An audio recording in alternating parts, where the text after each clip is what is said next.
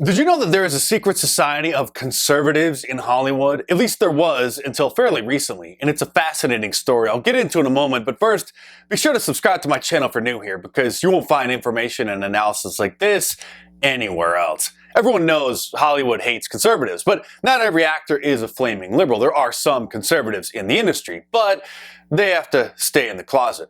Because of the increasing persecution of conservative celebrities, actor Gary Sinise founded a secret society called the Friends of Abe in 2004 to function as a support group, basically, and networking organization for conservatives in the entertainment industry.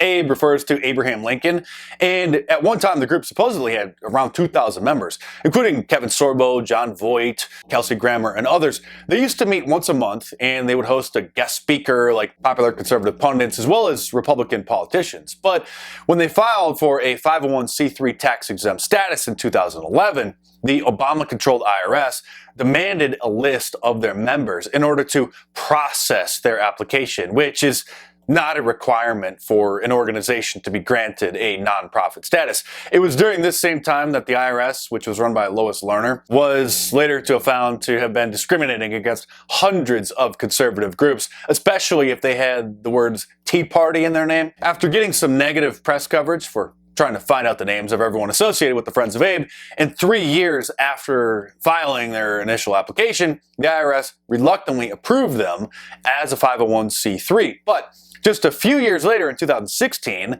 after Jeremy Boring, the co-founder and CEO of the Daily Wire, became the executive director of the Friends of Abe, the leader, he announced that he was dissolving the organization in its current form, citing the supposed costly infrastructure and was going to change the way that they approach events logistically. And rumors flew that there was a split in the organization caused between Donald Trump supporters and Never Trumpers within the Friends of Abe. Remember, Ben Shapiro was a Never Trumper in 2016, even after Trump was the party's nominee, and used his influence with young, impressionable college kids across the country to encourage them not to vote for Trump, thus de facto boosting Hillary Clinton's numbers and could have turned the presidency over to her. My concern is that, and one of the reasons I'm not voting for him is because I'm concerned that he hurts conservatism if he wins. If he wins, then because then you see this whole group of people who sort of follow him position to position based on loyalty to party and loyalty to him personally.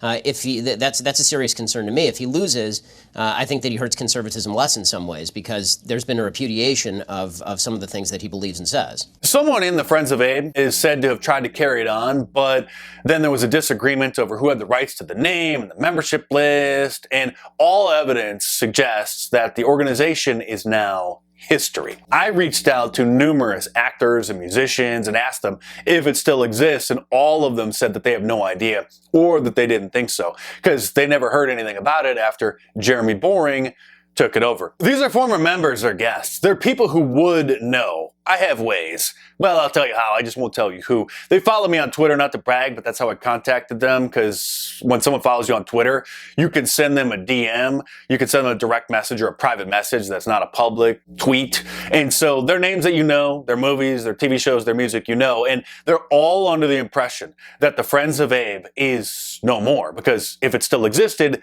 they would have definitely been invited or heard about it, but it's gone. So it turns out that Jeremy Boring, Ben Shapiro's co-founder at the Daily Wire and the current CEO, killed Hollywood's most powerful conservative club shortly after he took it over as the director in 2016. Way to fight the culture war, Jeremy. Bravo. But hey, you're selling Daily Wire brand chocolate bars and razors, so I'm sure that's helping pad your wallet. Of course, the left has most of the biggest TV, movie, and music stars, while the right has Scott Baio and Kevin Sorbo. You have to laugh at it because it's true. Sure, there are a few more, but they're not exactly household names or A-listers with major star power. Most of the conservatives in Hollywood keep quiet about their politics because they know what will happen to their career. Some non-political celebrities aren't conservatives. They're just smart business people who don't want to mix politics with entertainment, at least directly through getting involved with causes or tweeting about the latest hot-button issue. Tom Cruise doesn't tweet about Black Lives Matter, gun control, or abortion because he's smart. Well, aside from the whole Scientology thing, but you get my point. But most conservative actors and actresses keep quiet about their politics, knowing that their careers would be over if they became politically active. Being conservative in Hollywood has always been difficult, but in the age of Trump, it's dangerous.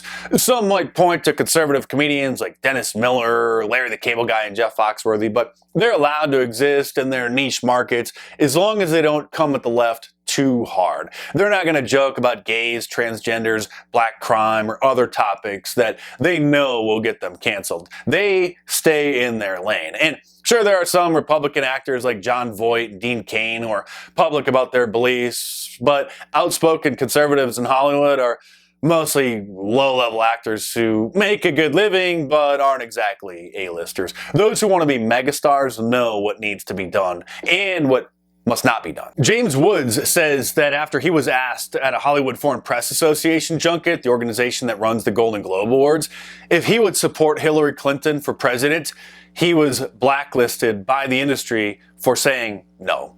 After President Trump was elected, James Woods began tweeting support for him, and his tweets became increasingly political, so his talent agent dropped him, giving no reason other than he didn't want to represent him anymore, but it's clear why. Woods is basically retired now, but still enjoys tweeting his disgust for liberals on a regular basis. And remember, Kanye West says it took him a year to have the courage to publicly support Trump and wear a MAGA hat. And when he was the musical guest on Saturday Night Live for the season premiere in 2018, he wore his MAGA hat on stage for his performance, and afterwards started talking about how the staff and producers weren't happy about it and tried to bully him into not doing it. They bullied me backstage. They said, don't go out there with that hat on. They bullied me backstage. They bullied me. Of course, if he had worn a Hillary hat or an Obama Hope shirt, that would have been fine, or even a Mao Zedong shirt. You may recall Kanye was even called a white supremacist for supporting Trump, but he was big enough of a star to weather that storm and eccentric enough for people to just dismiss his political views as him just being Kanye. But then, as you probably know, a few years later, he talked about other things that got him completely canceled because I could see if you had some kind of issue. You know what I mean? You might go out to Hollywood and you might start connecting some kind of lines, and you could maybe adopt the delusion that the Jews run show business. It's not a crazy thing to think, but it's a crazy thing to say out loud in a climate like this. Well, earlier this week, actor Marlon Brando met with Jewish leaders to apologize for comments he made on Larry King Live. Among them, that, quote, Hollywood is run by Jews. The Jewish leaders accepted the actor's apology and announced that Brando is now free to work again.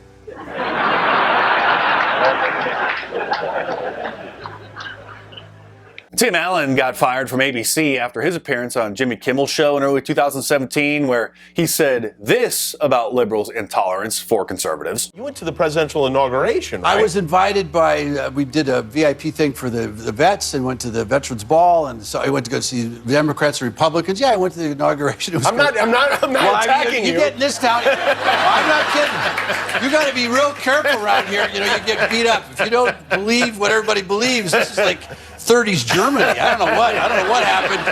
If you're not part of the group, you know what we believe is right. I go, well, I might have a problem with that. His show, Last Man Standing, was the second highest rated show on the network, so there's no doubt that it was canceled because of political reasons, proving the very point that he made on Kimmel. But lucky for him, Fox picked up Last Man Standing and carried it on for another 3 seasons until May of 2021. But even Tim Allen stays in his lane because he knows only milquetoast jokes about pronouns and wokeness are allowed by network television stars. Ever hear Tim Allen joke about fatherlessness in the black community or black crime? Never. There are plenty of jokes to be made, but now even Chris Rock won't touch them out of concerns that the jokes will hurt black people's feelings in the woketopia that we're all living in now.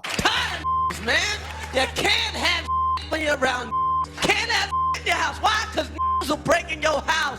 Will live next door to you, break in your house, and come over the next day and go, I heard you got robbed. Will break in your house. You want to save your money? Put it in your books. Because don't read. Just put the money in the books.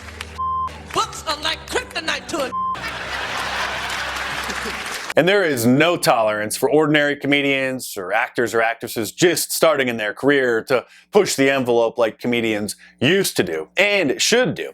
Mean Girls was a comedy about teen girls and the drama of high school, and later turned into a play on Broadway. And one of the stars of that, a girl named Laura Lee Turner, made headlines because someone snooping around her Twitter account noticed that she was following various popular conservatives, including President Trump, so she unfollowed them, hoping to avoid any more negative attention. Something similar happened to a contestant on The Bachelorette in the 2018 season when it was discovered that the frontrunner had liked various Instagram posts which made fun of feminists and illegal aliens. After making headlines for his egregious behavior, he deleted his account so more wouldn't be uncovered and issued a lengthy and pathetic apology. The cultural Marxists are doing everything they can to ostracize and demonize conservatives, and they're not just waging a war on Donald Trump, it's what he represents. He's a nationalist, not a globalist. He puts America first, and unlike most other recent presidents,